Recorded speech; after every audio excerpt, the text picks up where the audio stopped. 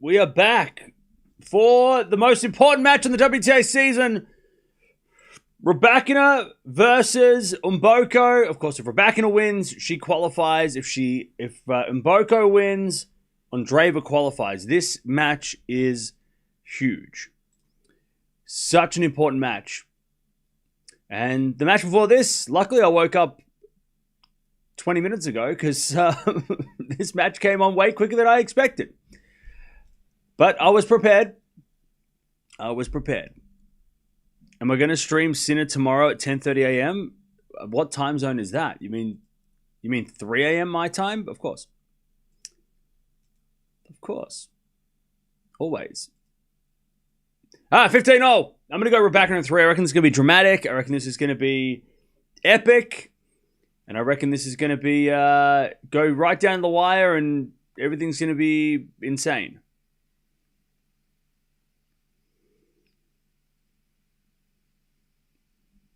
$15-0.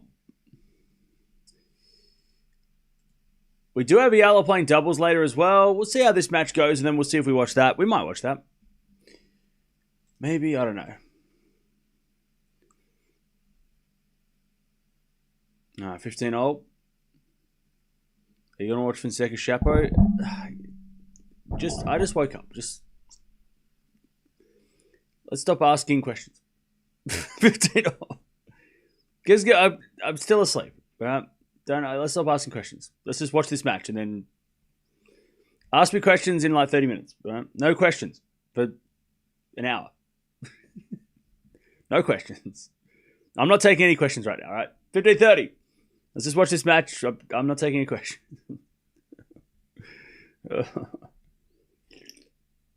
This is all Medvedev's fault, by the way. Medi played a long match yesterday and it ruined my schedule.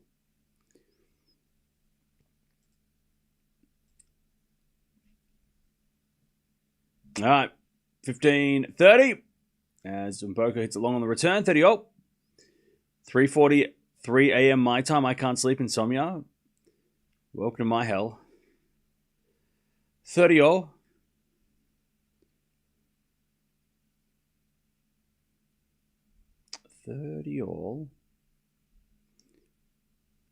And return goes back into Rybakina. Back in now from Mboko is Rybakina forehand cross court. Mboko gets it. Rybakina forehand cross court. Mboko gets it.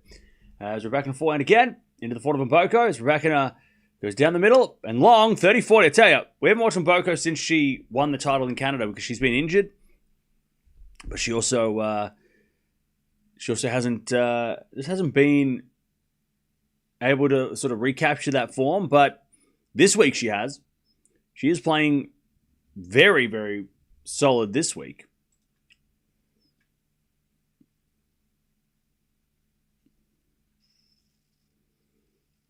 All right, as the return goes in the net by Mboko, and it's deuce.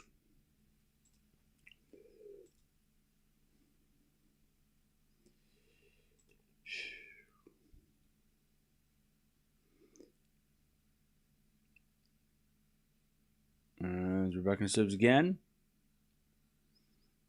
Nice. All right, advantage Rybakina. So the equation is simple. Rybakina wins. She's into the WTA finals. Mboko wins. Andreeva is the 8th player. That is the math. Simple as that. And I'm going to be honest. I reckon Andreeva is going to be one of the highest points of a season without qualifying. She's got to be.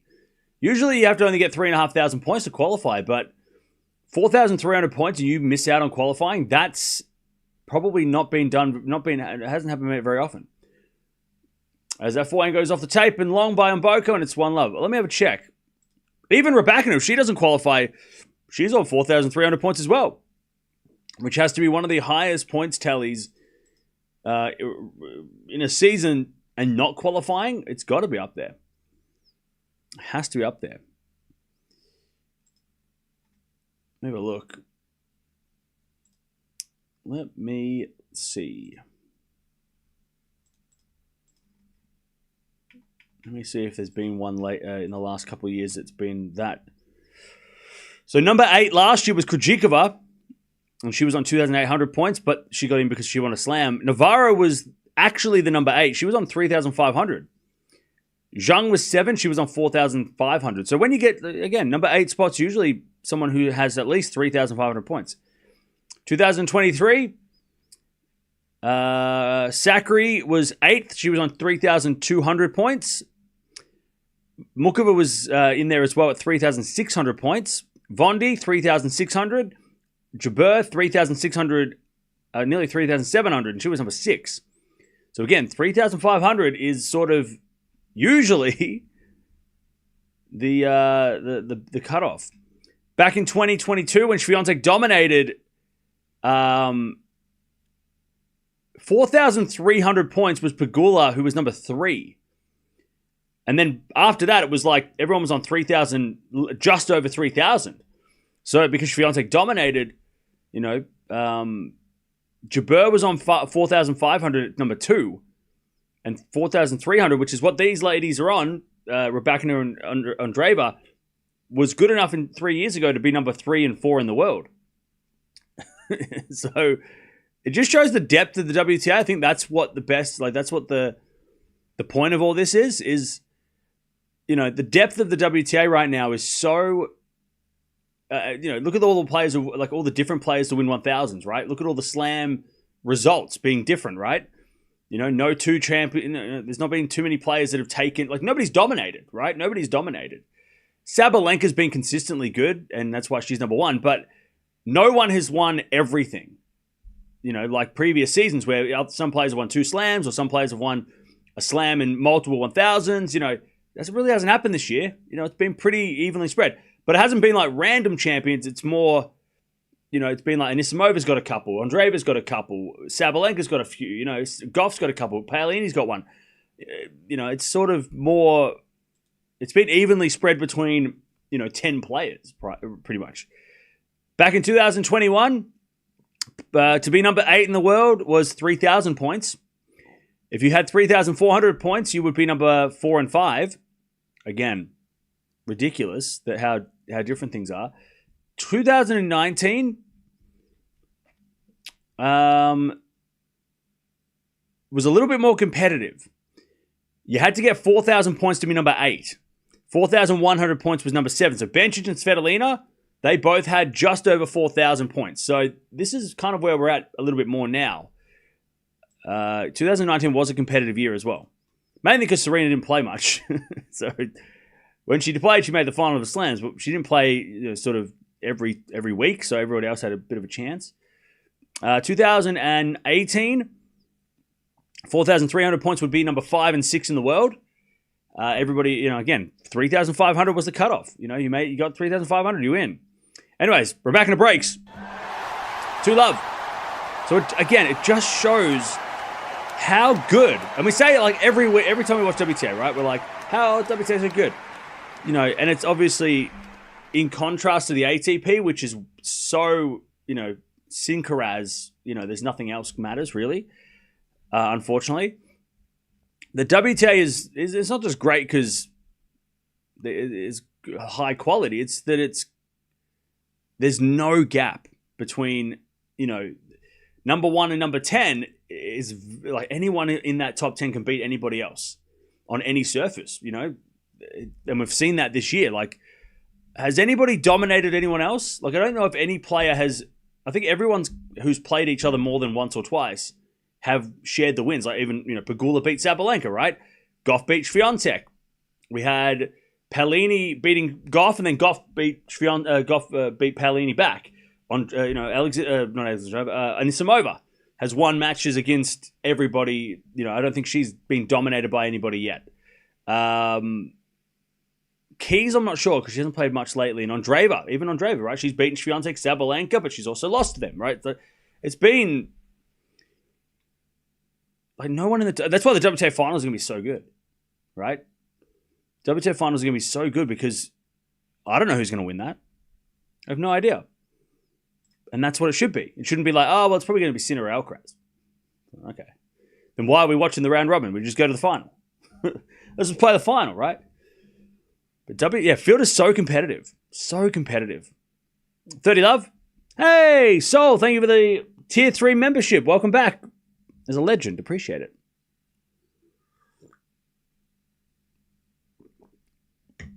All right, 30 Love.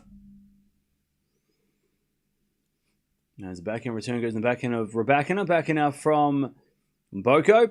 And then Rybakina overhits it. 30-15.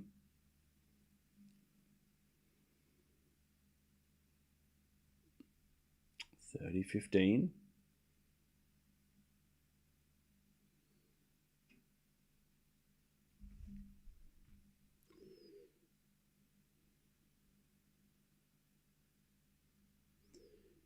But on the live rankings, it's Elena's on 7 and Mirra's on 9. Yeah, that's because the live rankings don't count for the WTA finals. So they have the WTA finals from last year. That's why Rybakina is number 7. Because Rybakina last year got 200 points for winning a match in the WTA finals. Andreeva didn't play it. That's why. You got to look at the live race of the finals. That's what we're basing everything off. 30-0.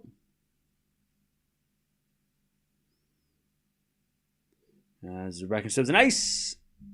I think. No. We're getting a challenge. All right.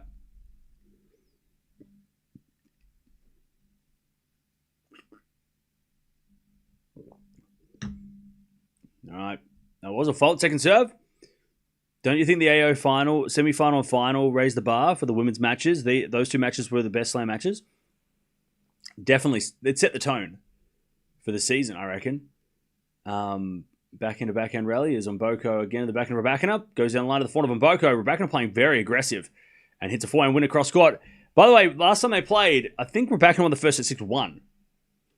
It was 6-1, 7-5, 7-6 Mboko. So this first set is similar to the last match. But yeah, I think it set the tone, right? I think Keys winning that slam straight away showed but it also started back at last year's WTA finals when Gauff beat Swiatek finally, and Krejcikova did well, and it wasn't. And then Zhang and Gauff in the final was probably not what everyone thought was going to be the final. We all thought it was going to be Sabalenka Swiatek. Rybakina got a win after not playing, for months. So it was kind of, as Rybakina, it's a lovely cross-court shot. And Mboko gets it back, and then Rybakina forehand winner. That's a beautiful rally. 3 love. But yeah, I think it set the tone, right? It just showed everybody like, oh, wait, hang on. So this isn't like a Sabalenka Swiatek dominant tour. Anybody could win. United Cup, Gauff beat Iga. Yeah, that's true. That's another one. Yep. That definitely set a tone as well. So yeah, I think it just kind of... And the thing is, right, Sabalenka, if you look at Sabalenka's record this year, she could have really dominated. Like, she could have had an all-time season. But she just didn't win those finals, right? There was a lot of finals in the early part of the year that she didn't win. Had she have won those, it would have been the Sabalenka season, and everybody else was just picking up the scraps, right? Had she have won the Australian Open, had she had won the French Open, had she have, won Indian Wells and all those, it would have been Sabalenka's season. But because Sabalenka didn't play as well in the finals as she should have, or as she didn't take those finals, it kind of I wonder if, and I know Gauff beat Sabalenka at the US Open a couple of years ago, but I wonder if Keys beating Sabalenka in the final of the Australian Open not only affected Sabalenka's mental in the French Open, but also helped Gauff believe that she could beat her. Because she's like, oh, well, you lost the last final you played. I've never lost a final with a slam. Or at least I didn't lose the last one, right? So maybe that French Open final, mentally going into that, Sabalenka's probably thinking, oh, man, I better win this because I lost the last one so close. And Gauff's probably thinking, I got this. I can do this. But yeah, anyways, I just think WTA this season has been such a great season for the WTA. And it's only because on the men's side of things, it's been just so, like, chat, and I know I've been saying it all year, but it's been just so predictable. as much as Sinkeraz has been so much fun to watch and enjoy that match, everything before that match has been a bit predictable and boring, right? I mean, I could probably name all the matches that have been interesting before that, like Fognini versus Alcaraz was interesting, right? That was an interesting match. You know, obviously the Australian Open was more interesting because Alcaraz didn't win, didn't make the final, but you know Sinner did pretty easily, right? And he didn't lose. The final was just probably the weakest final we had, right? And that was number 1 and 2 in the world at the time. You know, Sinner had a couple of interesting matches at the US Open. I was going to slice the net from Mboko, 30-15. But it's just been very predictable on the men's side. But on the women's side, it's been very fun. I mean, Swiatek winning Wimbledon, like, that was awesome, right? Who thought that was going to happen? You know, Sabalenka losing 2 finals and then winning the third one, you know, was a great redemption. Gauff winning her second slam after a dominant clay season. As that goes wide by Mboko, 30-all. You know, but then there was some of the young players winning, like Mboko winning a title. You know, you had Anisimova winning some big titles finally. You know, you had Andreeva, breaking out. Pellini in Rome was such a moment, right? Serve down the tee, return goes into the forehand of Mboko, she puts it away, 40-30. Like, there's just been so many things happen this year on the WTA. It's been awesome. It's been so, I mean, have we had 2 finals in a row that be the same players? I don't think we have we?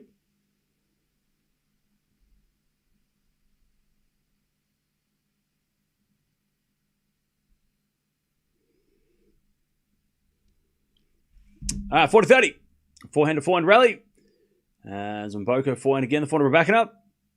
Mboko backhand on the stretch. Rybakina backhand down the line in the nets. And it's 3-1. Mboko's on the board.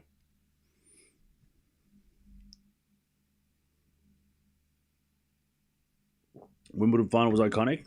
Yeah, but see, the Wimbledon final happened. And then, but then at the US Open, Anisimova got revenge straight away, which was awesome. And then she makes another final, right?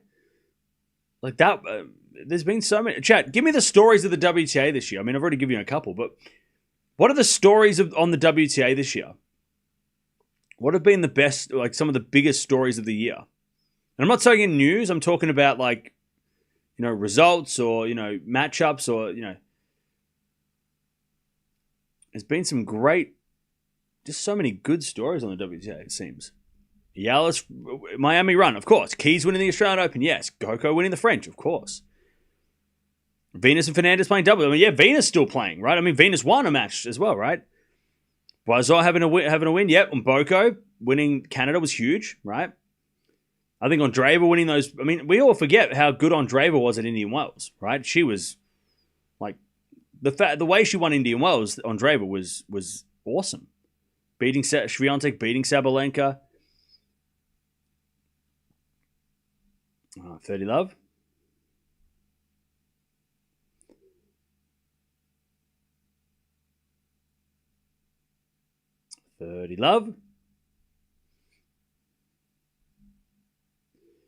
As Rybakina serves again. The back of Mboko. Forehand of Rybakina. Into the forehand of Mboko. Is Mboko on the net. 40 love.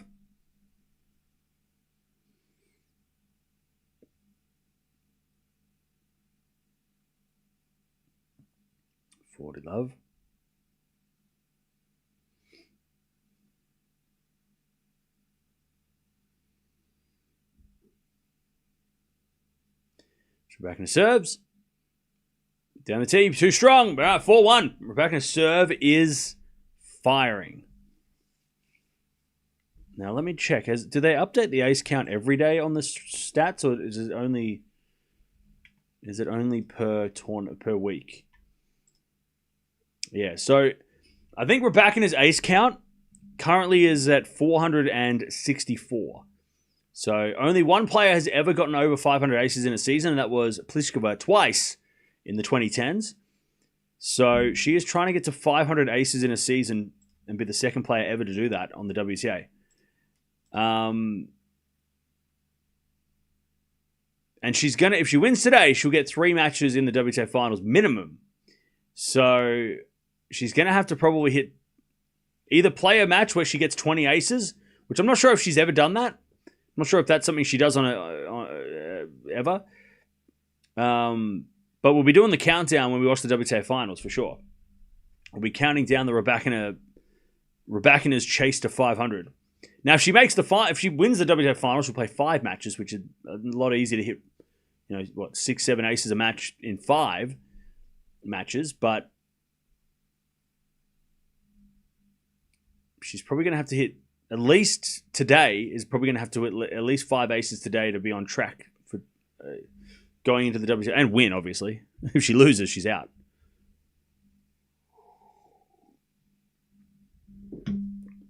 But it's never happened before. Will you cover the Eala doubles? Maybe. I haven't decided yet.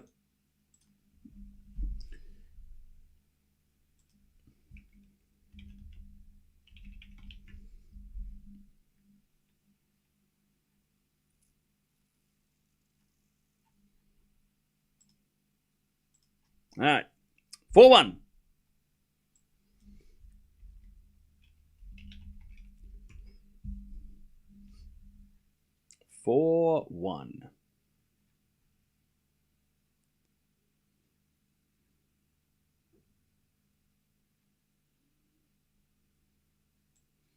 As Mboko wins the point, 15 love.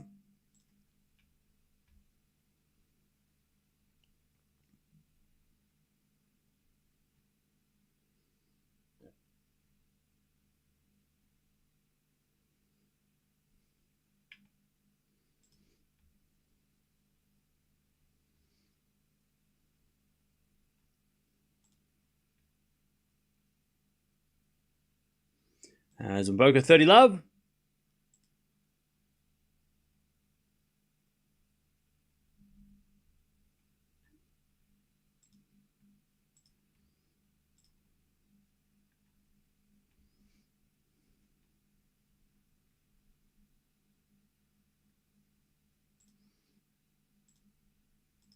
$40 love.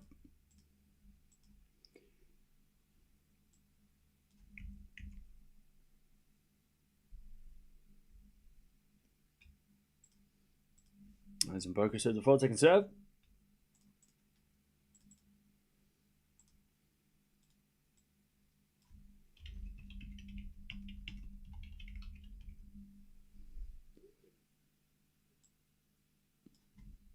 As Mboko hits that one in the net, and it's 40-15.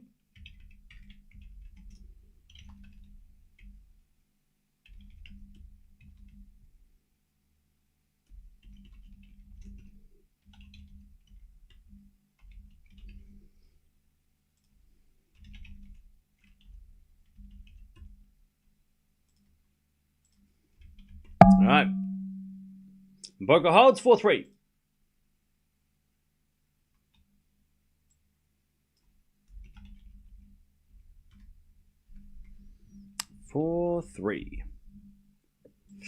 Pardon me.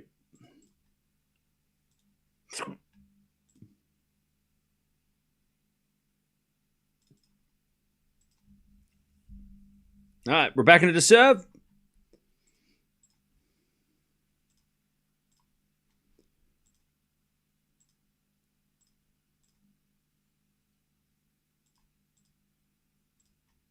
As Rybakina forehand goes in the forehand slice of Mboko. Rybakina forehand down the line in the net. Love 15.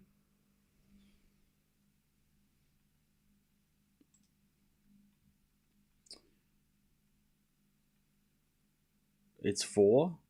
Sorry, what did I say? Did I say 3? Sorry, 4-2. What did I say? There's a scoreboard. You don't need to listen to me. You can see the score. It's right there. It's 4-2. What did I say?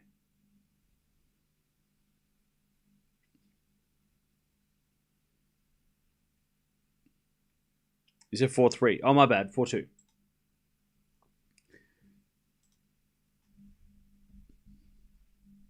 All right. Backhand goes into the forehand of Rybakina. Great cross-court winner by Rybakina, 15-0.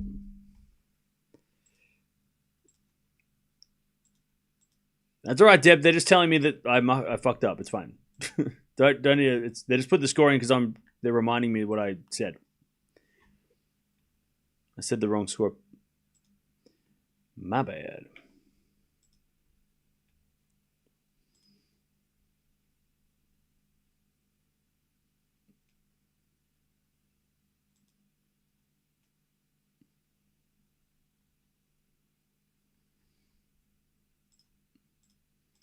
All right, 15-0. As with a forehand to forehand rally. As Mboko again, the forehand of Rybakina. Forehand of Mboko to the backhand of Rybakina. And Mboko puts up a lob. Rybakina comes in. No, she had to run back and hit a forehand. Into the forehand of Mboko. Rybakina, the backhand cross court. Mboko gets it with a slice. Rybakina forehand. Into the forehand of Mboko. And Rybakina forehand again. Into the back of Mboko. Rybakina with a slice. Mboko comes in with a half volley in the net. She tried to come into the net, but just was a little late. Couldn't get in quick enough.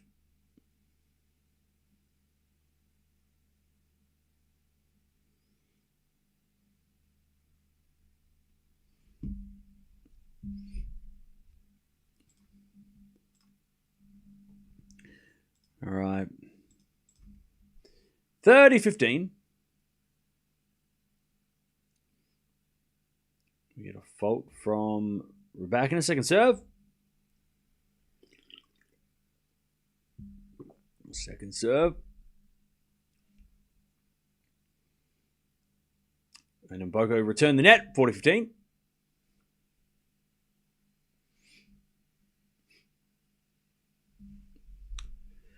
$40-15.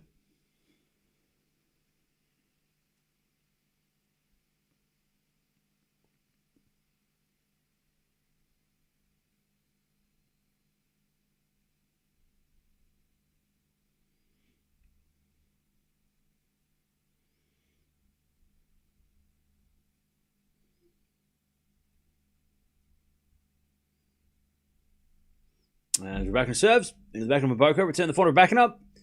Mboko forehand to the back of Rybakina. Into the back of Mboko on the stretch. Rybakina backhand down the line. Mboko gets with a forehand cross court. Into the forehand of Rybakina. Mboko down the line. Rybakina doing a lot of running.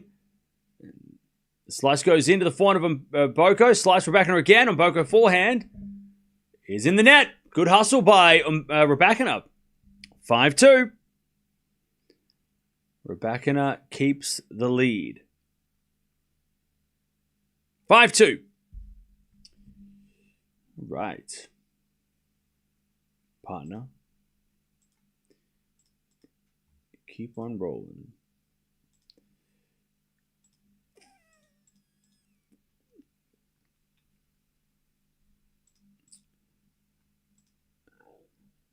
All right. Didn't know Mboko's only 19. Yeah. She is just getting started. Anyone know which tournament Rybakina going to replace in points to win this one? No, but I can tell you right now. She will replace one of three semifinals. Either Abu Dhabi, Washington, or the United Cup semifinals, where she won 100. Sorry, it would be actually not one of three. It'll only be one. It'll be the United Cup. She only made 150 points in that tournament, so she'll replace the United Cup with this result. And like I said, been saying all week, I reckon the second that if she wins this match, within the hour she will withdraw. She won't play this tournament if she wins this match, Rybakina. She's not gonna. There's no shot. Chat. No shot. No shot. And if she does, I would be shocked. I would be shocked. Winner of this plays Noskova, by the way, who got a retirement victory against Kalinskaya. There's no way Rybakina is playing Noskova if she wins this match. No way. There's no chance.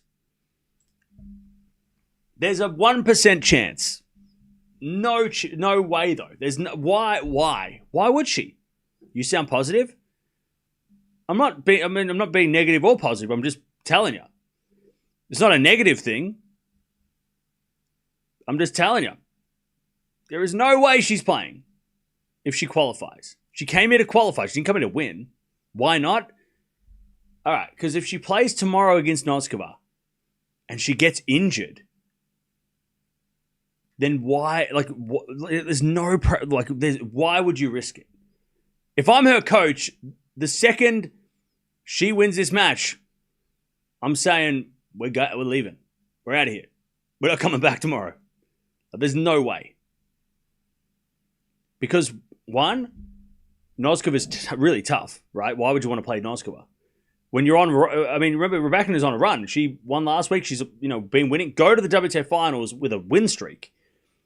But the main thing is injury.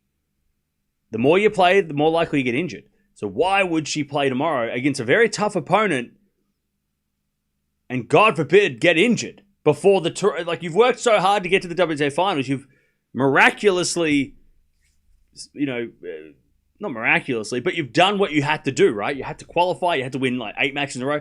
She's done that. Why would you risk that by playing tomorrow? Go to the tournament that you qualified for. She won a title last week. She doesn't need to win this title. Not worth it. And with Rybakina's injury record, no way she plays tomorrow. If she plays tomorrow, I would be disappointed because I think that would be so reckless and silly. But because of her injury record, there's no way she's playing tomorrow. Why would you risk that? For what? For form? No. She's got form. She doesn't need form. So basically, if Rybakina wins, Noskova's in the final. That's what I'm saying. 40-15. Backhand goes into the forehand of Rybakina, forehand from Mboko. If she plays tomorrow, I don't think I can watch that match because I don't want to see that. Because if she plays tomorrow and plays Noskova and gets injured, God, I'm going to lose it, chat. I'm going to lose it. 40-30. 40-30. Mboko to make Rybakina serve for the set.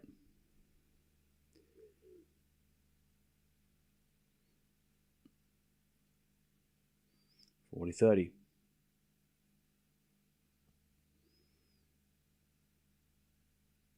As a default from Mboko, second serve. But chat, 1 if you agree, 2 if you disagree with me, my prediction. I don't know if it's a prediction. If you disagree, one of you agree that she should withdraw after this match. 2 if you disagree. Because I'm sure some of you are like, no, Cam, she should play the whole thing, win the trophy, blah, blah, blah. And I respect that. But I think preservation at this stage of the season when she's done her job. Play Tokyo, qualify for the WTA finals. Why would you put that at risk?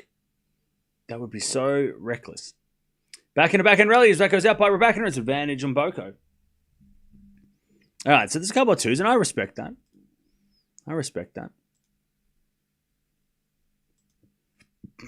By the way, if she plays tomorrow, I owe you $1. I owe you shit. All right, I'm here every day streaming hours and hours and hours. You don't need $1. I'm giving you content. I'm paying you in tennis. I don't owe you shit, all right? If she plays tomorrow, whoop-de-doo. I'm not watching it, though, because, fuck, I don't want to see that. There's no way I want to watch Rybakina get hurt and then tell you I told you so. I'll do that in quiet, private, and say, I told you so. And say it to myself. There's no way she's playing. By the way, if she doesn't play, do I get $1? Anyways, we're back to deuce. As the return goes out by Rybakina, it's advantage on Mboko. You need $1? I just got that. Anyone see that movie where he's like, hey, can I get $1? And she's like, here, have a sandwich. I hope you feel better. And he's like, I asked for $1, bitch. And he throws the sandwich at her. I don't know why that made me think of that. I need $1. Here's a sandwich, sir. I asked for $1. All right. Mboko holds 5-3.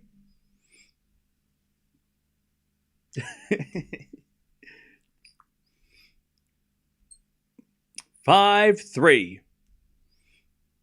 Also, we're getting 2 free rice in 2 days. I'm sure she won't complain. Yeah, well, today she was supposed to be, obviously supposed to play an epic 3 setup. But, I mean, it's funny because Alexandrova, Mukova, Bencic, Kenin, Noskova, Mboko, and Rybakina. Crazy lineup. Like, this tournament is crazy.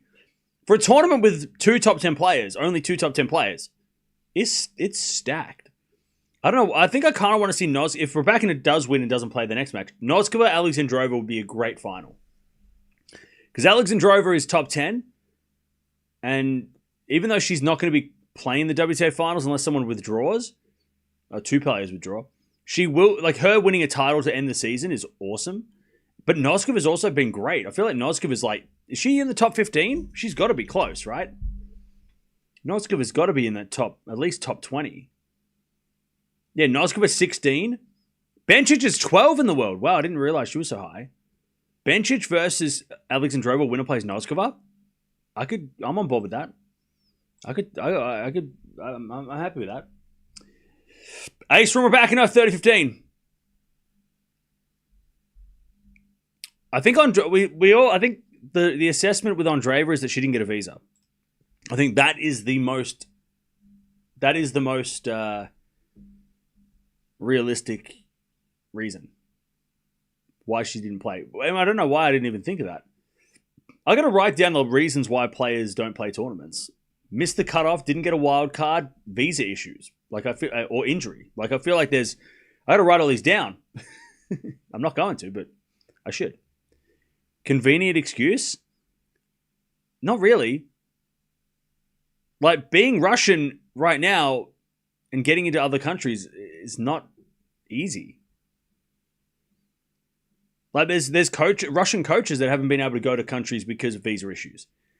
So why wouldn't that extend to the players? 40-15.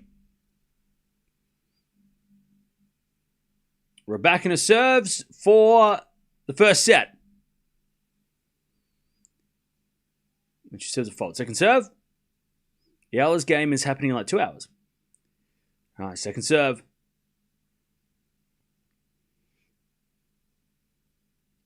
Serving to the back of Mboko. Backing up Rybakina. Into the slice of Mboko. It goes wide. All right, 1 set down, 1 to go. 1 set. And her coach is fired up. And chat, you might not like him, but when it comes to tennis, he is good for Rybakina's tennis. She plays better when he's around. She's played so much better since he's come back. First half of the year, she was a shambles. She didn't know who to talk to. Was it Goran? Was it this guy? Was it that guy? Was it her? Him? She didn't know what to do in the start of the year. And then when he came back in that US Open swing, she's been very, very good to end the season. And you might not like him, and you might, whatever. By the way, it's all alleged, but, we don't know any facts. No one's come out except for the WTA saying suspend him. We don't know anything like hard facts. We haven't got any video evidence of what may or may not have been happening. So, make your own mind up. But he is good for her tennis. Like, she is playing much better when he's there in the box. She looks much more settled. And he's obviously fired up because he wants her to qualify. He knows how important this match is. 465 aces for Elena. Yep. Ooh, she's getting close.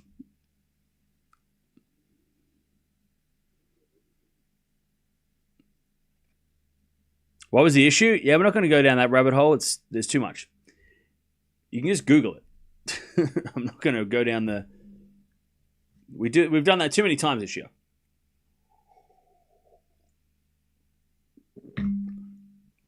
All right. Rybakina takes the first.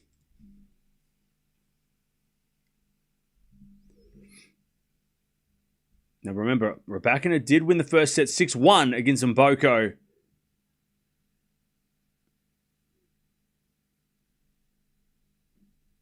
back in 2025, back in Canada. Oh my God, it's a puppy. All right, Mboko's going to serve first in the second.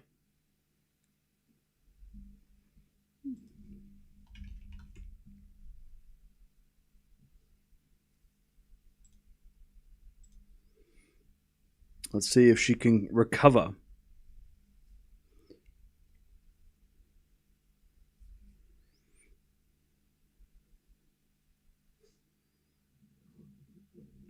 Love 15. Elena's never played better. This is outstanding tennis right now. Yeah, she is playing with a mission. The mission is qualify. Qualify or die! That's great.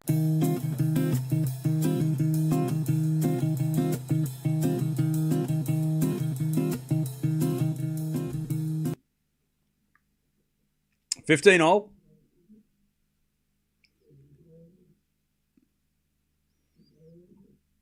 As Mboko serves. Forehand Rybakina. Rybakina from Mboko is a winner. 30-15. Mboko jumping around. Hello. Do you want to say hello? What's going on? You've been outside, have you? It's sunshine outside. Where are you going? What's up?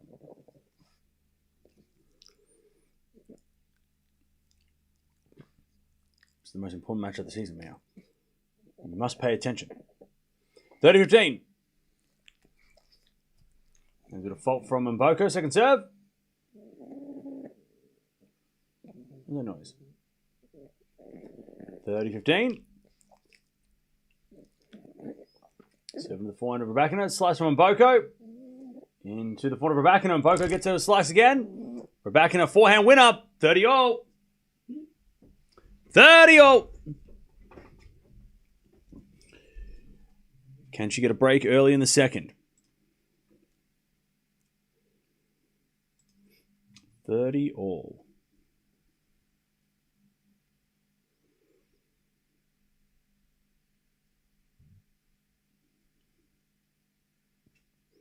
Serving to the forehand of Rybakina. Forehand from Mboko. Rybakina, Rybakina. Rybakina hits it out. 40-30.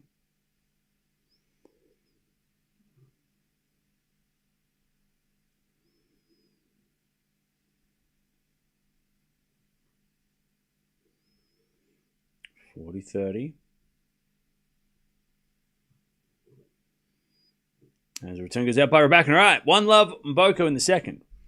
Do you have the heat wave I heard about? No? What heat wave? There's no heat wave here. I want this to be a good match, please. Okay.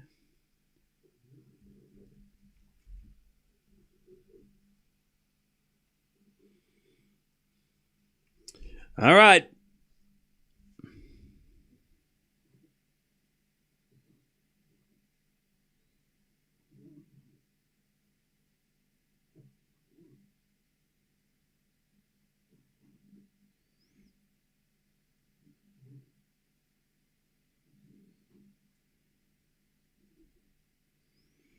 One zero.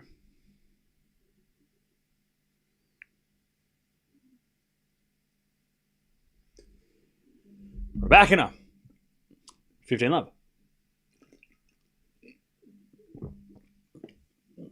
Did she fire Sanguinetti? No, I think they just parted ways. Like he was when the main coach came back, he stepped away. And they brought in I think Ostapenko's old coach as like as an assistant. Because he's there, the guy with the man bun. So he's in the house. I'm not sure what his name is, but he knew it was only 10. Yeah, well, the thing is, I think we all knew that he was not going to be there forever. Because, again, this is total speculation. And only Rybakina will be able to tell us. And she won't because she doesn't have to. But I think the reason why Goran didn't work is because Rybakina still wanted her. Because remember, her coach got suspended, but not because Rybakina put in a complaint. Not because Rybakina wanted that. It's because the WTA felt they had a duty of care, that he had breached the rules and that for Rybakina's safety, he needed to be off the tour while they did an investigation about his behavior, right? And Rybakina didn't want that. She never wanted that. She didn't want her coach to be suspended. So then she gets Goran, but I think when she got Goran wanted to be the guy, right? He wanted to be the coach, but I think Rybakina's, she still wanted, because she was still allowed to talk to her coach. She was still allowed to go to the practice courts outside of tournaments with him. He was still around. He just wasn't allowed to be in the coach's box or at the venue as a coach. So we are going there. I'm just trying to, I'm not going to go into details about what may or may not have happened. I'm just trying to go into why Sanguinetti's not there. That didn't go with Goran because I don't think Goran, again, this is all guesstimation, right? I don't think Goran wanted to be sort of like a mouthpiece. He wanted to be the guy who was given the instructions. He wanted to be the guy who's helping rather than being told via, the coach off-site what to say, right? I think Goran wanted to be a little bit more hands-on with controlling as a coach. He wanted to coach. He didn't want to just be, echoing somebody else's coaching advice. Again, we don't. Only they will know this, and we're just guessing. Mboko holds 2-1, but then when Goran left, Sanguinetti came in, and Sanguinetti is Italian. Vukov is Italian, I think, and they're friendly. They're friends, so much easier to tell your friend, hey, you sit in my seat for now, and I'll tell you what to say, and you can, reiterate that, Sanguinetti, I don't think he's coached that much either. So he's not like Goran, who's, obviously Coach Djokovic is a head coach. He's the main man, right? Goran was the main man with Djokovic for so long. Sanguinetti, I don't think he's been the head coach of many players. So it's probably a little bit easier. Vukov Romanian? I thought he was part Italian. Why do I think he was part Italian? Maybe he speaks Italian. I don't know. But yeah, so Sanguinetti came in, again, this is all just we're just guessing. I think he came in because it was easier for Vukov to talk to Sanguinetti, and Sanguinetti can just, go, okay, he wants you to do this. He wants you to do this, right? Rather than Sanguinetti going rogue and then, being like, I don't care what he says, do what I say. He wasn't going to, it was a little maybe, and I'm not saying Goran did that, but I think Sanguinetti was a little bit more, he understood the situation a bit more. And because again, at the end of the day, Rybakina didn't want her coach to be suspended. She didn't want him to be gone. The WTA had to suspend him. The WTA had, they put him on suspension. Not because Rybakina complained, not because Rybakina wanted it. It's because, they felt like they needed to do something. And then when Vukov come back, Sanguinetti was there for a week, and then they parted ways, or 2 weeks. So that kind of, again, makes it seem a bit more obvious that, okay, well, Sanguinetti was there as an interim coach, right? When like a soccer team, the head coach gets fired, then the assistant comes in. They're not the head coach. They're just playing the head coach role until they end of the season or whatever. And they, it felt like that a little bit like an interim coach where when the main guy comes back, you're going to step aside and, go from there. Placeholder. Yeah, like a placeholder. Yeah. 15 love. Vukov's Croatian. Why do I think what's the Italian connection? I thought maybe he's just friends with a lot of Italians. I don't know. Anyways, 30 love. But him and Sanguinetti, I think, go back to the playing days. Like when Sanguinetti was playing back in the 90s, I think Vukov and Sanguinetti were good friends back then. That's why when he came in, much easier to tell your friend, hey, this is your role. I'm the coach, but you're sitting in my chair. This is what I want you to say during the matches. This is what I want you to, how I want you to coach her, right? Tell Goran that. Hey, I want you to coach her like this. Why would Goran listen to that? He's like, well, no, I'm the coach. Like, you paid me to be the coach. I'm going to coach. Like that again. This is just we're just playing like we're just getting the chalk the cork board out, and I'm putting the red lines and I'm going crazy, right? This is all just like guesstimation, but that seems the most logical answers. Could be totally wrong because we're all just guessing. No one said this out loud, but it kind of feels like that's what kind of went on. But only Rybakina would know, Only Rybakina would know the behind-the-scenes situation. And look, we may never know, and we shouldn't have to know, right? It's not our business. All right, 40 love. As Mboko hits it out, it's 2-0 in the second. 2-2.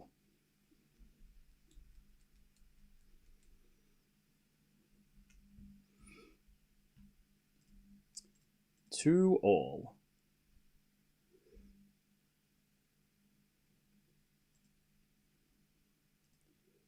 right. Mboko to serve. 15 love.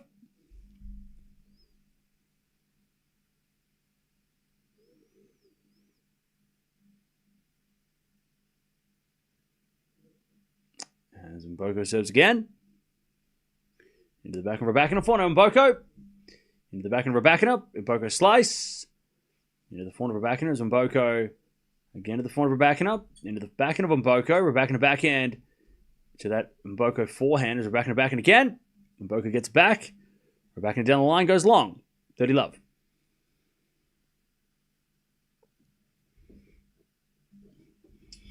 You know what I'm confusing it with? You know why I'm thinking Vukov is Italian? Because Kazatkina's coach is Italian. And in the vlogs, I've seen Vukov and Kazatkina's coach and Kazatkina and Rybakina in the vlog. That's what I'm getting confused with. Mia, down. All right. 30 love.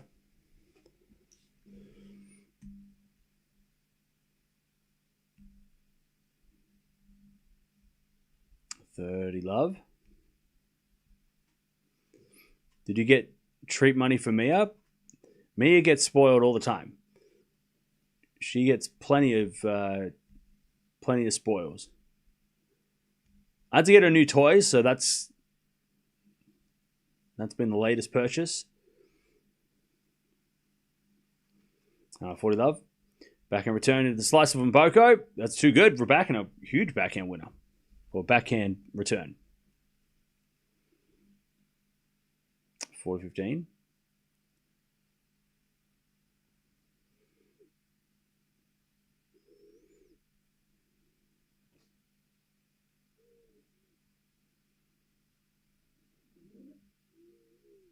As a return goes to the front of Mboko. Backhand over Rybakina.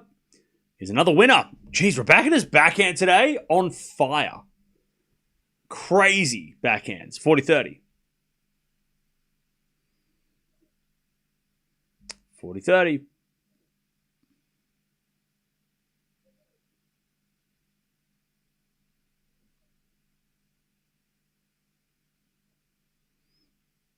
As the return goes in the slice of Mboko. Rybakina with a forehand lob. And then Mboko puts the forehand away. All right. 3-2.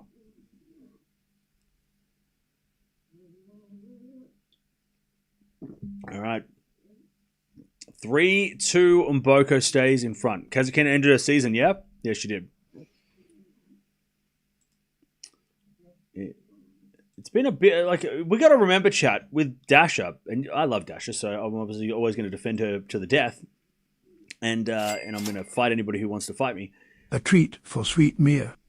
Time for great commentary. Hey, thank you, Robin, for the 2. I appreciate that. I'll get Mia something nice, like maybe a pig's ear or something, which sounds disgusting, but she loves it. Dash's season, like, most of us don't know, right? Most of us don't know how tough it must be in the world right now to be from Russia, right? And we've seen it. We're talking about with Andreeva, like, you know, we don't know if the reason why she didn't get in is didn't play this was a visa or if it was some other reason. But then think of being from Russia, then trying to navigate the tennis world, because it's not just like, oh, we're just going to play in one country, get a visa, stay there forever. No, you got to go to a different place every week, where there's different visas for every country, and different countries have different agreements with other countries about getting visas, right? So not only you have to do that, but then you decide to move countries, right? Especially a country like Russia, who have a lot of national pride, right? They take pride in what they do, right? You decide to leave that country, even if you're leaving for for the right reasons, for your own safety, for your own, whatever, for your own personal, personal gain. That's not really the words, but you know what I mean. Like you're leaving for your own sake, right? For it to be better for you. People are going to think you're turning your back on them, right? So she had to deal with that. Not to mention, it's not easy just moving countries, changing citizenships, all of that stuff. I love that Dash has chosen Australia, but it's not even like Australia's close to anything. So then do that middle of the season while the tennis season's going on. Plus you got to play every week. Plus you've got to still travel, do all that shit. And then if you don't win, you get abused every single time. Look at some of the ladies are putting the messages up saying, look at all these psychos that are just like saying the craziest shit because they lost $5 on a bet, or you lost their money because they decided to bet on you and they're just shit at gambling. Like that, then you got to deal with that every day, right?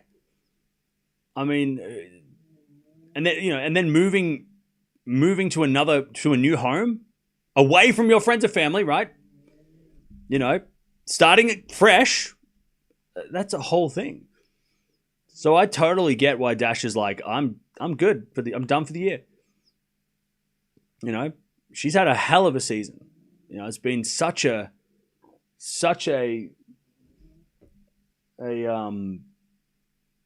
turbulent season. Whereas most players are just playing tennis and trying not to get injured and trying to win. And then, going from place to place. You change citizenships mid-season. That's not easy. And now she's still trying to figure out how to become an Australian to play for the Australian team in the team competition. Because apparently you got to play for a place for 2 years before you get considered residency or something. I think it's like that. She can't play the Billie Jean King Cup for Australia yet. Because she can represent Australia in the slams, but she's not allowed to play for the team events because you gotta be around for a certain amount of time. So that's a whole nother thing, she's trying to deal with. Plus she's trying to find a place to live in Melbourne or wherever I think she's in Melbourne, right? So you got to find a house, you got to move all your shit there, you got to set up there, right? Luckily now she can come to Melbourne and at least for the next 3 months be in Melbourne or be in Australia. So yeah, I mean, just so much. So I totally, I think a lot of things that we don't, and that's why Dash's vlog's so great, because it shows all the stuff that we don't think of, right? As fans, we don't think of, moving every week and going to hotels and checking in and checking out, and then all the drug tests that they got to have at all hours of the day, and then, all the training, and then all the injury recovery and all that, there's just so much going on, There's just so much happening that we don't see. We just see them on court. I'm like, oh yeah, they lost. They won. And then we don't see them until the next tournament. Am I going to visit her in Melbourne? No, I'm not a stalker. What? We go visit her house? No. 15... No, that's creepy. 15-0. Mboko serves.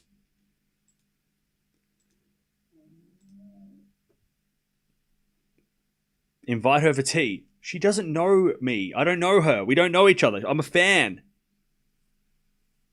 That'd be like you living in California and then like talking to somebody who lives in Hollywood and you're like, hey, come have dinner with me. Justin Bieber's busy. He doesn't want to talk to you. I'm sorry. Sorry. He's not there. He's not home right now. Anyways, 4-1 in the net by Mboko. Lovely drop shot, 15-30. There's like... I don't know Dasha.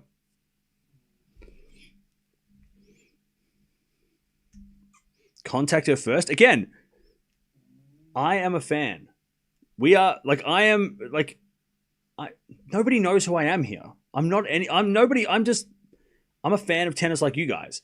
So me messaging a tennis player would be like you messaging, like, you're like, hey, I live in Monte Carlo. You live in Monte Carlo, that'd be crazy. I mean, maybe you do.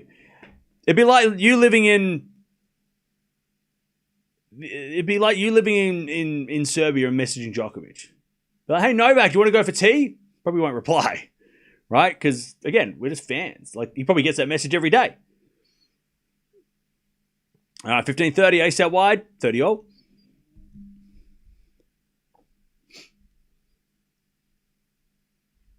But look, Dasha is welcome on this channel. If she ever came across this channel, and we love Dasha, she is welcome to be on the channel at any time she wants. But I'm not going to be asking her to go out for tea.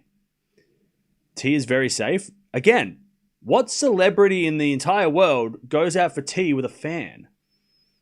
Like, what fan has ever said, hey, do you want to go out for tea? And the celebrity has responded and said, yes, I want to go out for tea. No. The famous person doesn't reply to the fan. All right, 30-40, breakpoint Rybakina. My chat, I think you're overestimating my my status. I am unknown. I'm an unknown, all right? And I want to keep it that way. 30-40, I like it like that. I like going to the shops and like only getting recognized by people I actually know. I like that. I think you're just overestimating my my status. I am a fan of tennis like all of you guys. Me, I go up to Dasha. She's not going to be like, hey, I know who you are. She's not going to know who I am. No tennis player knows who I am. Except for Leighton Hewitt, because I met him 6 years ago, got a photo, and he definitely remembers that. I'm sure he does. Leighton definitely knows who I am, because I met him once. Got a photo in passing. It was probably about a 10-second interaction, but it was memorable. It was one of the highlights of my life, so I'm sure he remembers. It was one of the highlights of my life. So I'm sure that he would remember. And if I went up to him and went, hey, I remember when you met me like 6 years ago? He'll go, yes, I remember you. Yes, I definitely remember you. I'm sure he would remember me for that one moment that was awesome. And I got a photo with him. He would remember that. Anyways, 4-3. 4-3. I'm sure he would.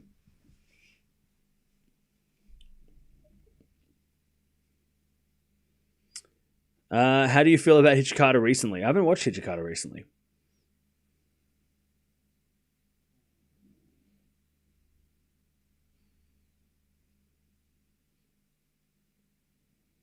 You might bump into Dasher in the street. That'd be cool. Oh, look, if I saw Dasher out in the wild, I mean, outside, I would go up and get a photo and say, hey, I'm a massive fan. Because that's what I am. I'm a fan. I'm not a stalker, and I have a YouTube channel, right? If I saw Dasher in real life, I'd for sure get a photo. Be awesome. Talked to Jimmy Connors briefly. He signed him a program. Nice. In the wild, wow. Well, in the wild, what in the wild means is outside, because I don't leave the house. So outside is wild to me. So when I say in the wild, it means outside. Outside of my door. The moment I step outside, I'm in the wild. I might as well be in a jungle. It's an expression, exactly. Out in the wild. Like that just is someone who's like a recluse who doesn't leave the house because I'm in my cave. And then when I leave the house, I'm out in the wild and there's a lot of scary things out there. It's wild out there. You know what I'm saying? That's what out in the wild means. It doesn't mean like anything else. I don't know even why you're saying wow. You know what it meant. That's what it means. You go to the store? Yeah. But I have to go between the store and my house. I have to go outside in the wild. And it is scary, yeah. Anyways, love 15 on Mboko with the lead here, 4-3. She's trying to steal this set. Now, the Outback's a different thing. The Outback is a different thing. Eala's doubles match is about an hour from now. All right, love 15. By the way, Chad, apparently Melbourne is really, really stabby right now. So I don't even want to go outside. People getting, like, shanked in the streets. It's not good. Like, Melbourne is a shit show right now. People are crazy. That's what happens when you lock everybody up for 3 years straight. Everybody lose their minds. Luckily, I like staying inside. Lockdowns were like hibernation to me. I was like, oh, great, I don't have to go outside. Yes. But like, yeah, people are wild. People are getting crazy out there. All right, backhand rally. As that goes out by Mboko, 30-15.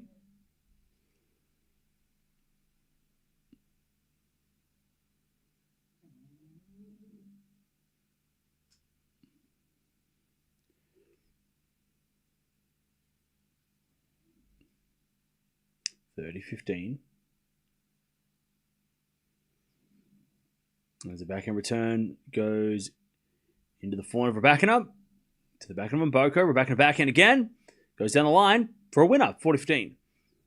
Cam, you should meet up with Petco for coffee and chat. Again, I think you're overestimating the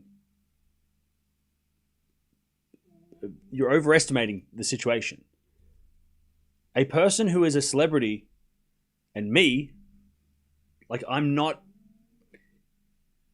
You're here. We're here all the time, and but I'm a streamer. We're in a little.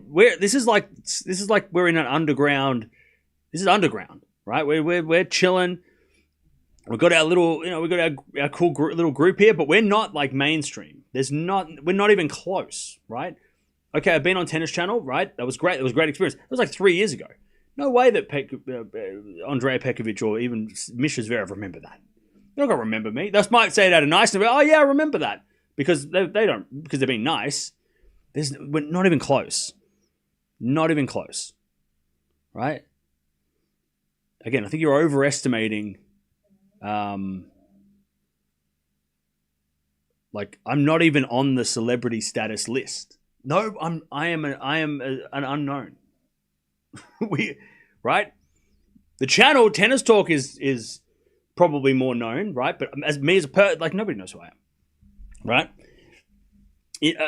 But we're like except for this again underground space that is YouTube. So like calling and going for a coffee with Andrea Petkovic is not something that wouldn't happen because she wouldn't remember who I was. There's no shot. She might, out of niceness, be like, oh, yeah. But she's done so much stuff since then. There's no way. It'd just be like me meeting Leighton, right? I met Leighton, one of the highlights of my life, meeting my hero. You never remember that. He meets people every day. One of the highlights of the channel, going on the Tennis Channel and talking to them, great. They won't remember that because they talk to people all the time. You know what I mean? Like, you know what I'm saying? It's just, it's not the same. I'm not having coffee. I'm not on their level. There's nowhere near. I'm not having coffee with them. They don't, again, it'd be like them having a coffee with anybody. It's not the same. 30-15.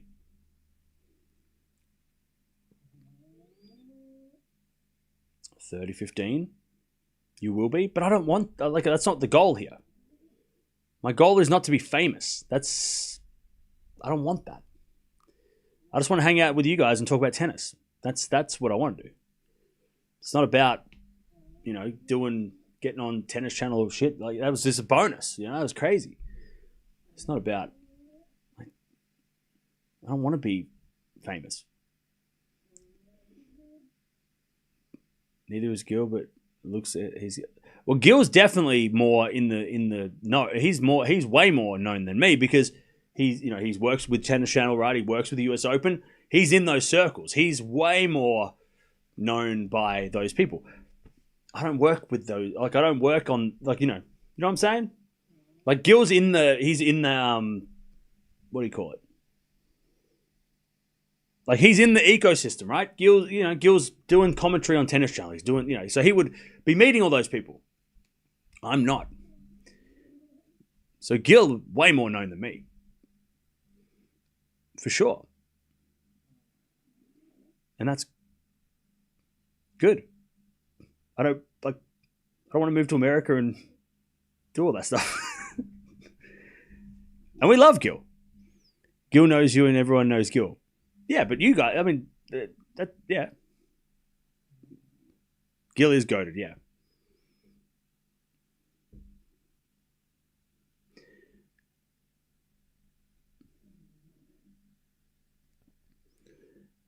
Anyways, I don't know where we went on a tangent.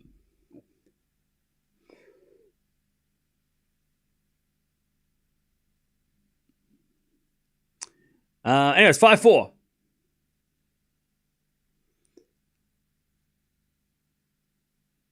5-4.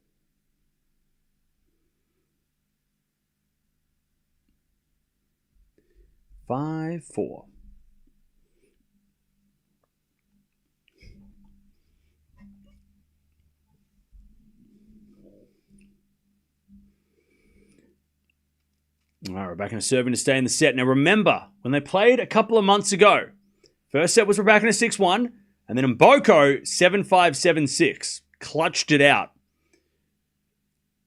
So Rybakina's got to be careful. As Rybakina says, a fault second serve. Second serve.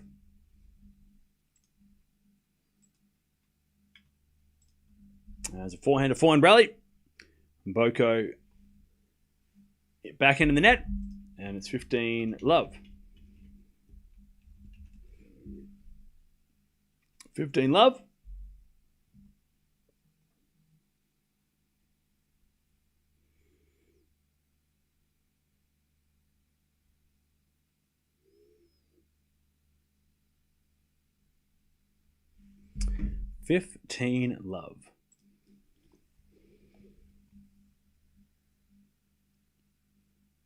All right, 30 love. Have I spoken about the Saudi 1000?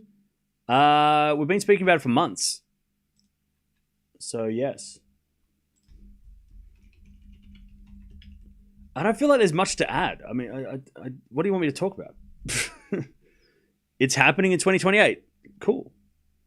Like, I don't know what you want me to... Like, what do you want me to talk about? There's not much to talk about. We knew it was coming. We guessed it was coming, and then...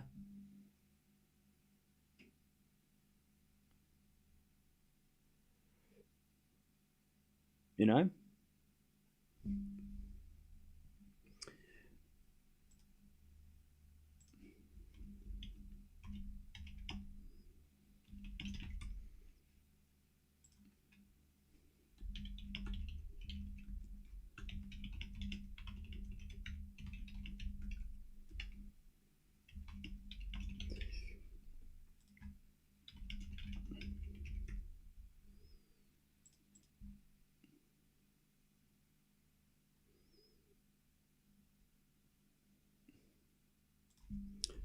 All right.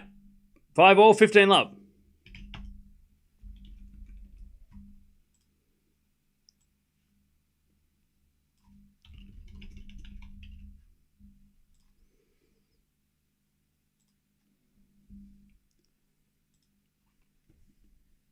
All right. 15 loves to the backhand now from Mboko to the backhand of Rybakina. Mboko into the forehand of Rybakina. Again to the forehand of Mboko as Rybakina forehand. Again to the forehand of Rybakina. It goes down the line. Mboko with a forehand winner down the line. Rybakina couldn't get there. 30 love. 30 love.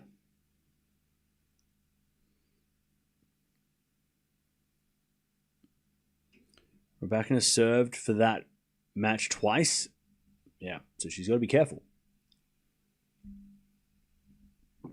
Mboko was clutch. That's how she won. That's how she won Canada. Backhand rally. That goes out by Rybakina. 40 love.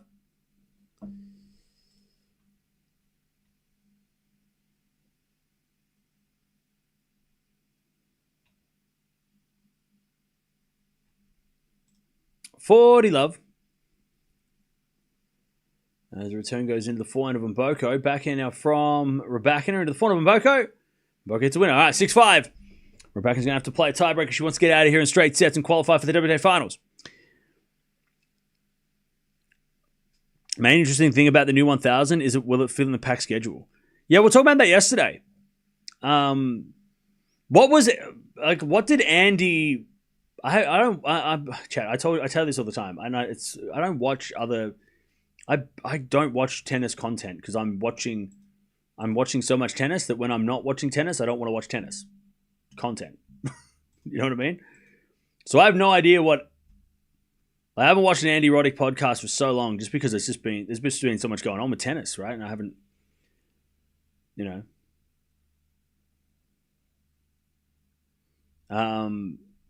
But what can somebody give me like a summary of what he said? Was he for or against it? Or did he just not, was there nothing, was it just kind of like, yeah, cool.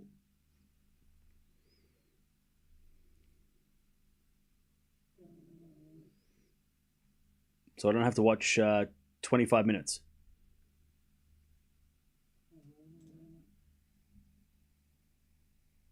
They're saying it's after it could be in February. Yeah, that makes the most sense, right? It's getting stressful. Yeah.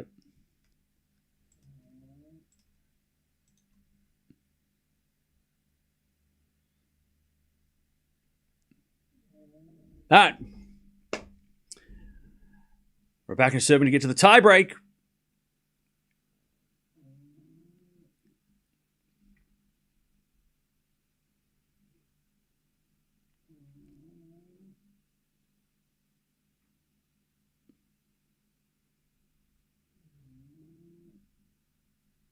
As Rybakina serves a fault second serve.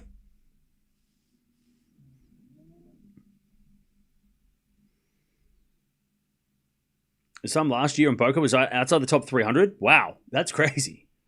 That's impressive. She's got to be Rookie of the Year then, right? As that forehand goes wide by Rybakina, love 15. She's got to be, right? Based on that alone, I mean, she's got to be like young player of the year, newcomer of the year, whatever you want to call it, Rookie of the Year. She has to be.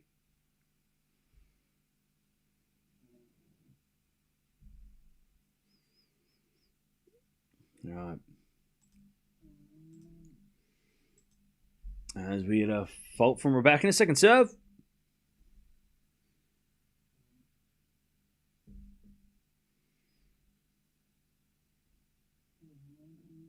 Serving to the backhand of Mboko. Forehand of Rybakina. Goes long. Love 30. Uh-oh. This is what happened over in Canada. It was 7-5 second set, and then it went down to the wire. Uh-oh. Uh-oh.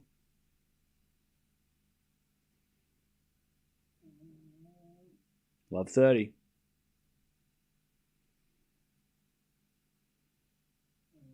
Ace out wide, Rybakina, all right. Her fourth ace of the day.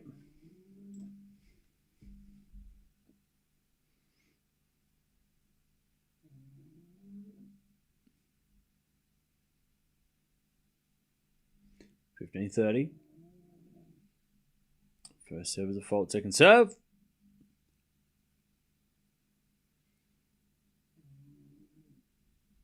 Second serve.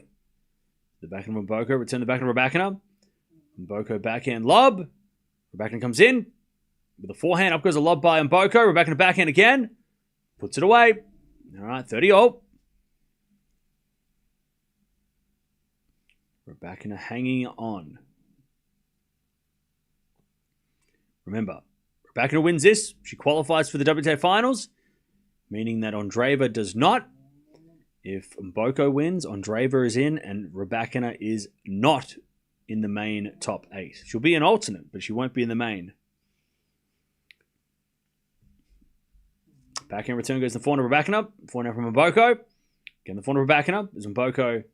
Again to the forehand of Rybakina. It goes down the line. Mboko's there with the backhand cross court. Rybakina gets it with her backhand. As they go backhand to backhand. And then Rybakina in the nets!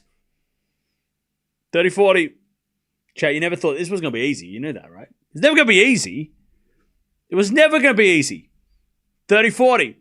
It was never going to be straight sets Rybakina. Oh, she made it in the finals by one. You know, didn't even get it. It was never going to be that easy.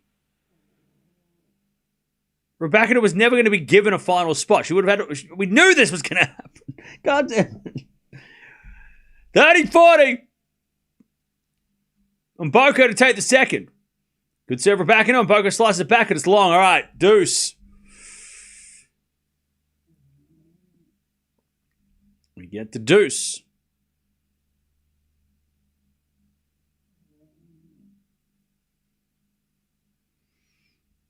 Set point saved.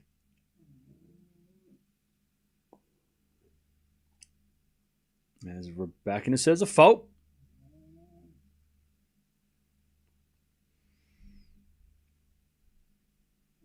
Rybakina's got to be feeling nervous. Second serve in the forehand of Mboko. Return the nets. Ooh, that was a free point. Advantage Rybakina to get to the tiebreak.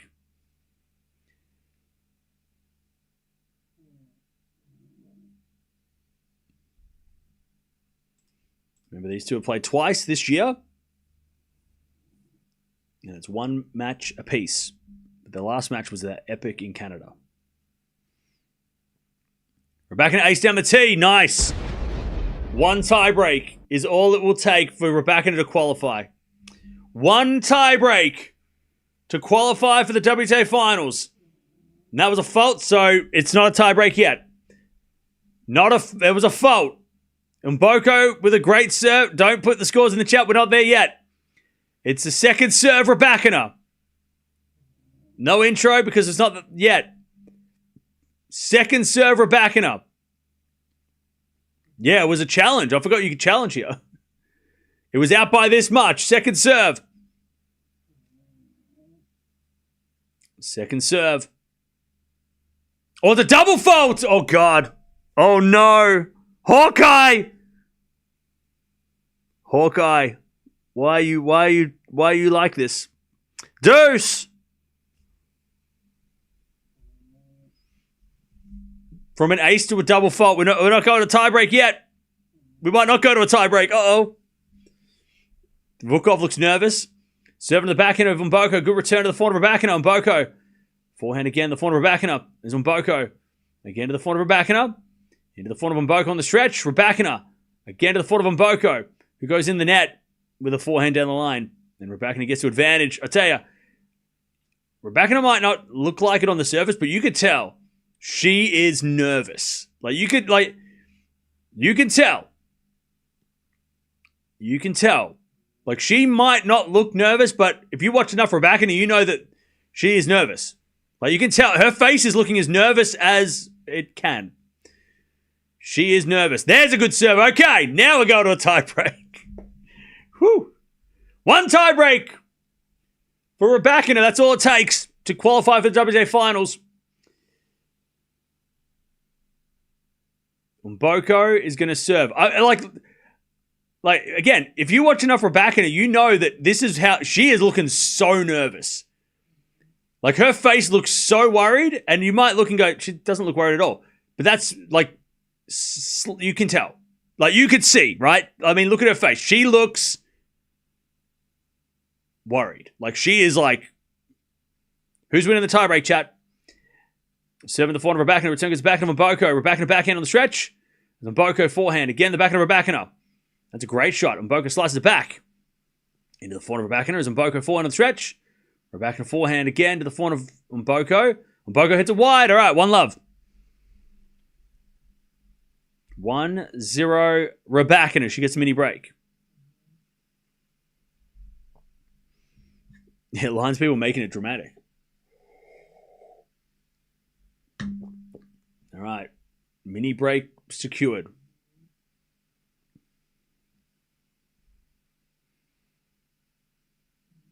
I wonder what the celebration would be if Rybakina does win this match.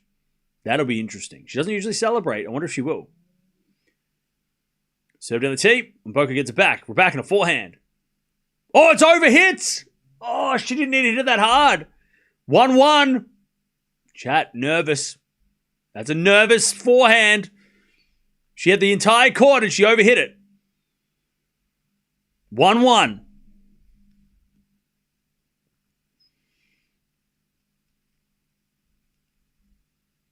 One all. Serving to the void of Mboko. Return goes wide. 2-1. 2-1 Rybakina.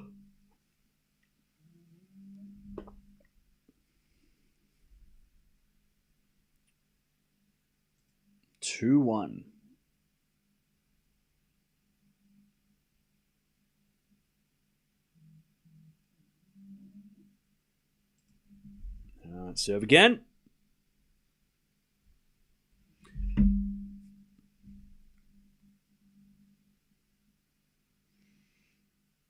Mboko serves.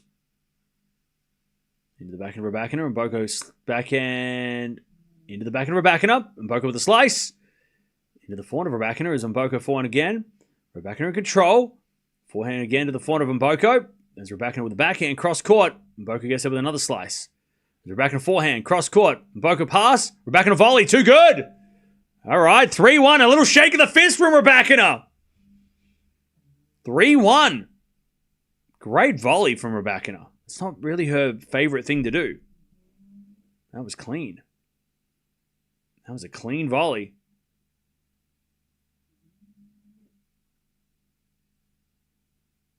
All right, she gets a mini break again. 3-1. As Mboko forehand down the line goes long. 4-1 Rybakina. Halfway there.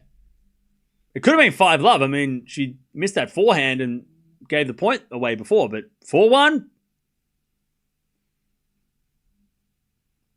4-1. Now, chat, let me just triple check. I know I said Rybakina won't play tomorrow if she wins, and I stand by that. But I wonder if there's any, like,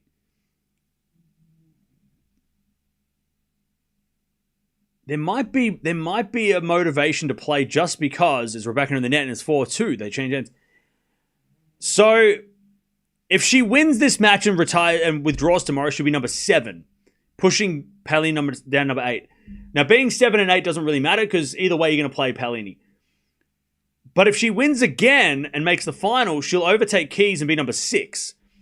But the thing is, it's not like being number 8, number 7, 6. The only difference is that would she rather avoid Paolini or Pegula? Because if she is number 6, she won't play number 5 in the group stage because number 5 and 6 get split. If she's number 7, she won't play number 8 because they get split, right? Because it goes 1 and 2, go either side, and then 3 and 4, 5 and 6, 7, 8, right? They all get split. So it doesn't really make a difference, but it just depends if Rybakina would rather play Paolini, avoid Paolini, or avoid Pegula. To be honest, I don't think it really matters because both of them are very tough, right? Both of them are in form. So the only way I could see her playing is if she wants to try and be number 6 to avoid Pegula, but I don't think it's worth the risk because what's the point? Also, she might rather avoid Paolini, right? I mean, maybe she wants to avoid Paolini because Paolini is very dangerous. 5-2. Number 6 can avoid Sabalenka. No, it can't. It's not. That's not how it works. I know you're going to say it's 2, 3. It's all the evens and all the odds. That's not how it works. It's not because then that's not how it works.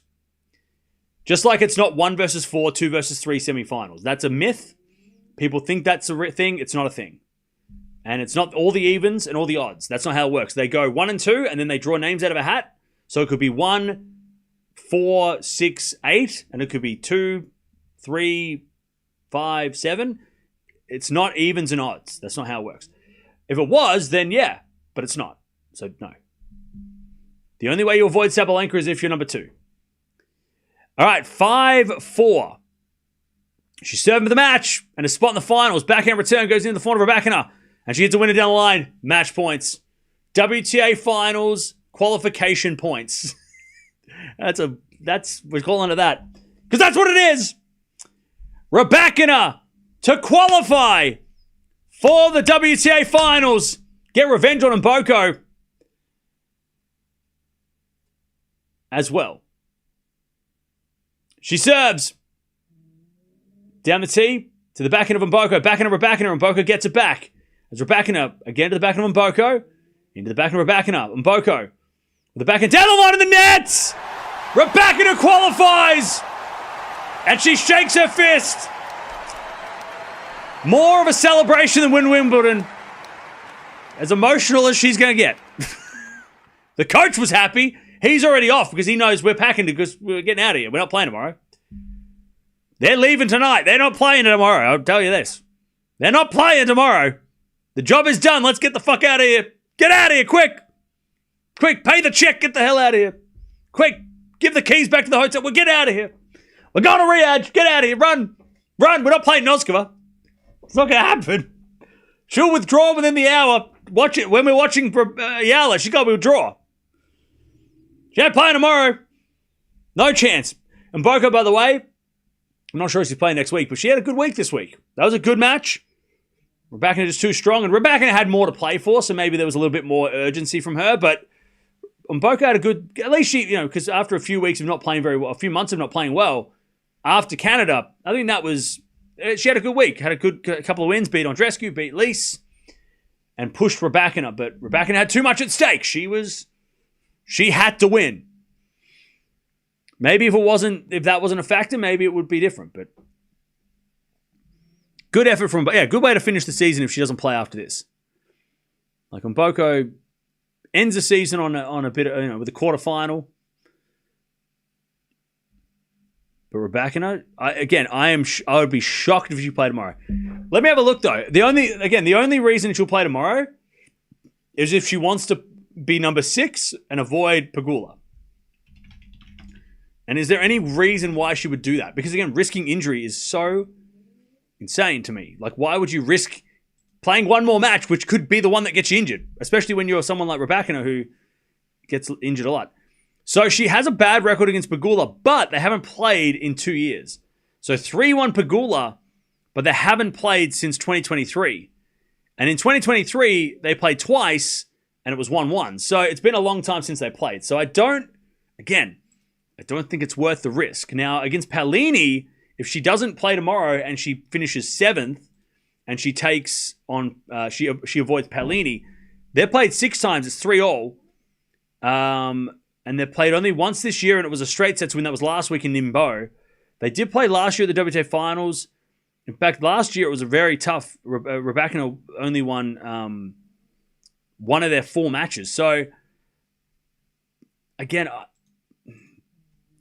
I don't think it matters that much whether she avoids Pegula in the group stage or Paolini, but maybe she'd rather avoid Paolini. Because, she beat Billie Jean King Cup. Sorry, did I miss that? What did I read? What was I looking at? I know they did play at the Billie Jean King Cup, didn't they? Why is that not on their... Why is that not on the... Why is that not on the WTA Finals... Why is that not on the WTA record? Yeah, so Pegula won the WTA Finals 2. Yeah, sorry, they did play it. Yeah, so again, all right, well, that just adds to it, right? Yeah, why isn't that not showing on the WTA website? Billie Jean King Cup doesn't count anymore? That's crazy, right? They definitely played at the Billie Jean King Cup, right? They did. And Rybakina won. So Rybakina...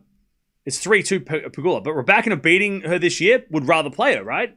You don't want to play Paolini. You'd rather play Pegula if you've got a 4-1. That was straight sets. Easy peasy in September. So, again, even more reason not to play tomorrow, because if you win tomorrow, then you got to play. Then you have to play Paolini potentially, and you don't want to play her. Or even worse, you have to play Keys. You might still have to play Keys, but you might get to play Pegula, which is probably better. If you have to choose out of Paolini, Pegula, and Keys, you'd probably rather play Pegula out of those three if you're Rybakina. So again, no, don't play tomorrow. Elena, don't play tomorrow. Pull out of tomorrow's match. Do it. Trust us. We watch so much tennis. We know it's what's good for you. Come on. Don't risk it. Don't play tomorrow. Get on the plane to Saudi Arabia right now. Pack your bags. Get the hell out of here. If she plays tomorrow, I'll be stunned. Just get out of there. Get the hell out of there. Run. Don't play Noskova. She's dangerous, and don't get hurt, and avoid Paolini. Play Pegula. Get out of here. Take the title while you're there. She doesn't need a title. She won a title last week. She doesn't have any more room in the bag for another title, all right? Get the big trophy at the WTA Finals. You don't need a trophy in Tokyo. You got a trophy last week. We don't have any more room for trophies. No more trophies. Go get the big trophy in Saudi Arabia. And the prize money. There's way more money over there. Go get paid. Can you listen to the post-match interview? Does she play tomorrow? I didn't listen to it. I missed it. Sorry.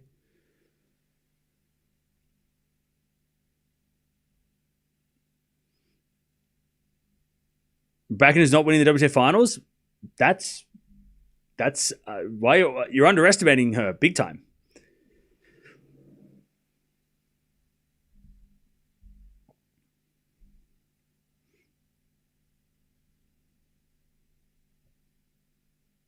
Alexandra Eala is going to win this tournament? Yeah, probably. That's fine. Rybakina will not quit. It's not about quitting. It's about chat. This is not about quitting. This is not about quitting. This is about prioritizing. It's not about quitting. She didn't come here to win the title. She didn't need to win the title. She came here to qualify. She did that. She won the title of qualifying. Get the hell out of here. She doesn't need to be here anymore. It's not about quitting. It's not about quitting. It's about prioritizing the WTA Finals, being healthy. It's strategic, exactly. It's about being healthy for the WTA Finals. It's not about she quit Tokyo. She's scared of Noskova. She doesn't give a fuck about Noskova. It's not about Noskova. It's about being ready and fresh and avoiding injury, because God forbid she plays tomorrow and she gets injured. I'm blaming you, chat.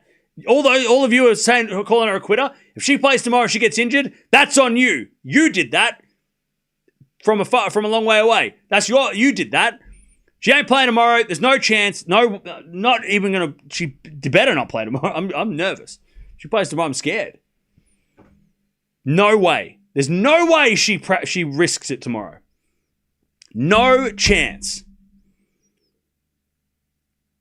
She looks exhausted. Well, I don't know if she looks exhausted, but she's already played so much tennis the last 2 weeks as well. So, again, rest, recover, go play the thing that matters. Her coach is not going to let her play. You think Vukov is going to send her out and be like, keep playing? No, he knows. He knows this. He's not going to let her play tomorrow. He knows that she can get injured. He doesn't want to risk that. What, she gets injured, she pulls out of the WTA Finals because it's really bad, and then she doesn't get to play? What's the point in playing then? If she qualifies and she gets injured, that's stupid. What do you mean? There's no way that her coach is going to let her play tomorrow. As soon as she won, he legged it. Because he's like, I got to pack my bag. We're getting out of here. She ain't playing tomorrow. No way. He will not. Vukov is not going to. He is not going to be like, yeah, go back and play again. No, he knows. It's about. The job is done. Come here, get the points, qualify, move on. We don't need no title. She's playing. How do you know that? Did she text you? Hello, who are you? Do you know her? Silly, she will play. Why would she play? Why would she play? It's a difference if you want her to play. I get it. You're a fan. You want to see her play. I get it. But do you want to see her get injured? Because that could happen, and that would be horrible. Right? Now, I think I think Ken just wants her to play. I don't think they know that she is playing. Play to win. Play the WTA Finals. Don't play this tournament if you don't have to. She wouldn't even be here. I mean, look at Paolini. Did Paolini quit? Did Paolini quit this week? Chat. Did Paolini quit? When Paolini withdrew because she won last week, she won a qualification. She qualified last week. Did Paolini quit this week? Nobody mentioned that this week. Oh, Paolini should have played. Oh, she could have played. No, she qualified. She doesn't need to play. Rybakina had to play. Did Pegula quit all these tournaments when she qualified 2 weeks ago? No. Why would she play? Why? Paolini never quits. Then why are you saying that if she doesn't play tomorrow, she quits? No, chat, you don't get it. You need to think. Come on, you could think. Think. She didn't come here to win. She came here to qualify. She did that. Let's move on. Let's get out of here. She's out. She's not playing. She will not play tomorrow. If she does, I'll be pissed. And I ain't watching that because I don't want to see it. I don't want to see that match. She's not playing tomorrow. Chat, I know. I've been watching tennis. I watched a match before. I've watched a tennis match. She ain't playing tomorrow. Trust me.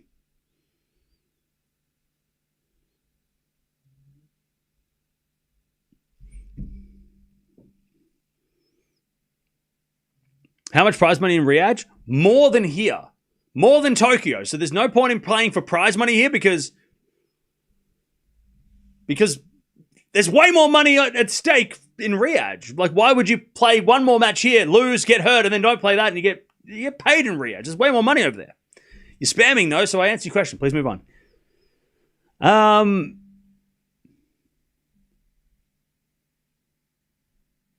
So it's a legit legal procedure to withdraw. The fuck are you talking about? What do you mean legal procedure? Bro, it's not that deep. You're thinking too hard. Stop. She doesn't need like a note from her mum to tell everybody, oh, I'm withdrawing because my doctor told me. No, she could just say, hey, I'm not playing because I've played a lot of tennis, I'm fatigued. That's a legitimate reason. She's played so much tennis lately, she can say, I'm not playing tomorrow, not because I don't want to get hurt, it's because I've played so much. She doesn't need a doctor's note. I mean, legal procedure. What do you mean? She can just say, hey, I can't play tomorrow. I'm not playing tomorrow. I played so much tennis, I'm tired. How many players do that? So many players do that. Fatigue. Sabalenka didn't play after the US Open because of fatigue. Right? And a leg issue, but fatigue. She played a lot of tennis. Rybakina's played a lot of tennis. Not legal. What are you talking about legal? Legal? What? Is that legal? Anyways, she won't play tomorrow, and if she does, I'm not watching it because I don't want to watch it. I'm not watching it because I don't want to see it.